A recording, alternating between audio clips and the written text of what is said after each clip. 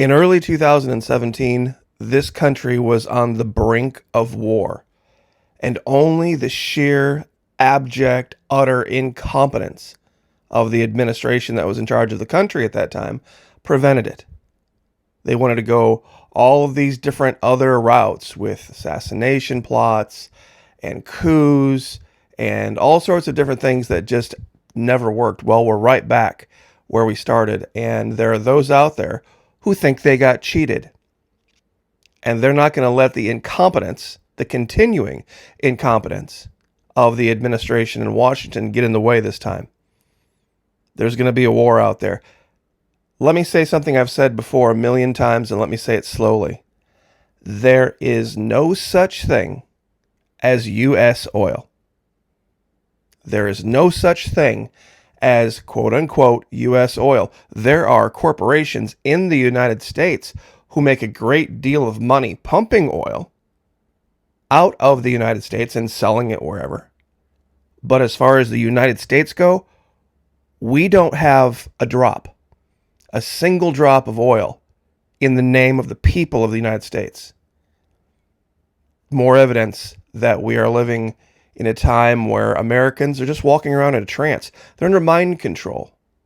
And it's largely due to the web and largely due to some very basic fundamental tactics that have been around for a long time, taught by the military, but now just being employed on a mass scale. A couple videos ago, at the very end of the video, I put up this meme and I asked those who are members over at the Patreon channel to read through this. It was a form of homework, and tell me which of the cognitive biases and logical fallacies apply here. And do you see the problem with the assertion? Well, 48 hours later, we've got the video up. We posted it just a couple hours ago over there, and we go through. It's about a 25-minute video. And in this, we show exactly how to pick out real information from psychological operations information, or disinformation, malinformation, whatever you want to call it. There's a real easy way to figure it out. You just got to be able to break down all of the components of what you're reading and then look for this one key. There's this one key you will always find in psychological operations that you will never find in just basic information. Now, if you'd like to join us over there and learn this, it's only $1 per month. That's right. Even less if you sign up for an entire year. Fully refundable first 90 days. No questions asked. We can partner with Vimeo. We take the gloves off. Love to have you over there. People keep filing in. God bless every single one of you. Thank you. Thank you so much for supporting me and keeping that channel going. Now, don't you find it odd that this is something that happened a while back that nobody really commented on? The gay agenda treats Venezuela the same way as it treats Florida. Don't you find that strange? They issue travel warnings for both places. Now, I know there's a lot of folks out there that have different opinions about who the next president should be and leadership and what Florida man is or isn't, but isn't that odd that they would see the two places as identical? Who remembers, though, when Trump tried to assassinate Nicolas Maduro and it failed miserably using a DJI 600 drone? They shot it down. Then, of course, who remembers the this was from the failed coup attempt with all of the different former military members that went down on behalf of a group working for Trump. But then there was the humanitarian aid convoy. Remember that with Marco Rubio? All those different attempts to try to overthrow Maduro during the last administration. We see the world was watching. The world was watching. Venezuela's Maduro receives international solidarity following assassination attempt. And this hasn't changed. 5 years later, none of this has changed.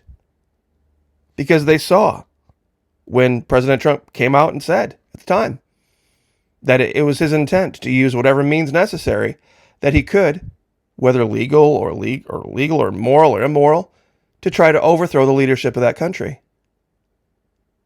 And it's easy to find. We're not going to rehash it.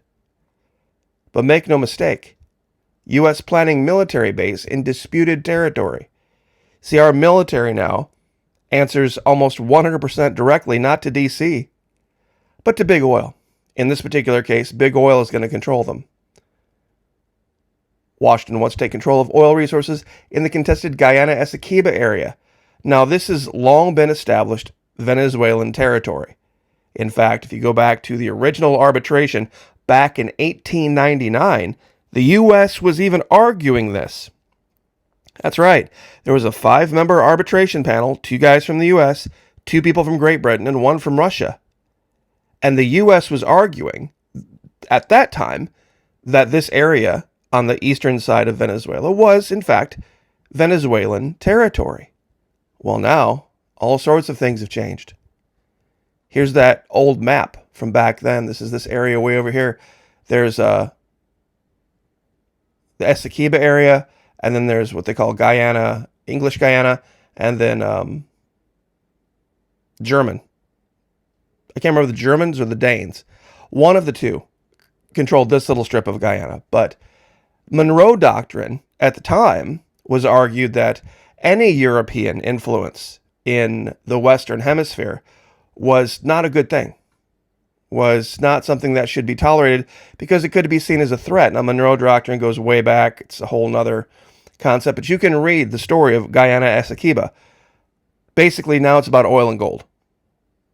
It's about oil and gold. And once again, Venezuela, when they say they're not happy this time, a lot of people are like, yeah, so what, so what, so what? Well, you see, it's not so much that it's about military strength anymore. You see, right after Maduro came back from meeting with the Chinese, all of a sudden, the Biden administration came out and gave temporary status out of nowhere to just the Venezuelans that have come here illegally. Now, you'd have to ask yourself a question. Why just the Venezuelans?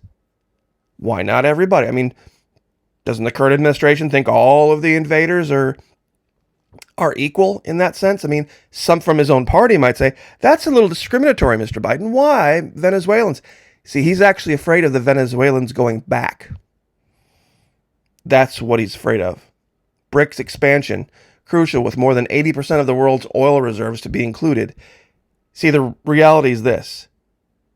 Venezuela is going to bring that oil to market with the help of the Chinese and with the help of others. And they're going to need people to do it. And there's going to be all sorts of jobs. And as the world continues to reel and continues to suffer from inflation and suffer from all of these different problems, quietly, places like this that have already gotten all of that out of their system and have moved past it, they're going to become the new power base, financial power base of the world. And say whatever you want. Say whatever you want about any Latin American country, whether it's Mexico, whether it's Venezuela, whether it's whatever. They will fight and they will die to the last man, to the last woman, to maintain their sovereignty. They don't care about whether their leader is perceived as a good leader, as a dictator, as anything else. If it's their guy, it's going to be their guy. They would rather have fight and die on behalf of their guy than have any U.S. puppet. You see, here's the problem. This is how our military is perceived, even by a lot of Americans. Rightfully so. They don't have this problem down there. They don't have an obesity problem in their military down there. Say whatever you want about Nicolas Maduro. They only have one national anthem in Venezuela. Say whatever you want about Nicolas Maduro. In Venezuela, they are not confused about the difference between a man and a woman. You could say that for virtually all of Latin America. Say what you want about Nicolas Maduro. He appoints people to lead in military positions that aren't mentally ill wearing a dress. Real quick poll, show of hands. Would you rather follow this person in the battle or this person? given a choice right now, down in the comments, I want to hear it. Who would you rather, if it was your life dependent on it, if the life of your children depended on it, and you had to follow somebody into battle, would you follow this 4-star? Or would you follow this 4-star? They are not confused. They understand very clearly what's going on. And when, not if, when Venezuela joins BRICS, it's over. That's going to be it for the United States. Oh, and also, say what you want about Venezuela. Say what you want about Nicolas Maduro. They are not $33 trillion in debt. See, nobody can still explain this to me about how, when you talk about capitalism versus socialism, how did we get here? How did we get here if the way we were doing things was the right way of doing things? See, anybody can look like they're wealthy with a credit card. How many of you have known anybody? How many of you have ever known anybody that you go to their house and gosh, they got such a nice front lawn and everything's painted. Man, the brand new mower, they got the nice car, you go in, new furniture. Everything is so nice. And they're like, man, I can't afford any of that stuff. Yeah, I've got some stuff, but, I've got all these different projects. I just can't afford it. But you don't see their credit card bills. You don't know that they're in it up to their eyeballs. I love this quote. I love this quote from Game of Thrones. I know it's kind of geeky, but I'm going to say it again. It was from season 1. And it was the leader of the North that they had jailed. And this guy has come to him and said, look, the king is offering you all this way out to save your life. You're condemned to death for challenging the king. And he looked at him and said, you think my life is some precious thing to me? That I would trade my honor for a few more years of what?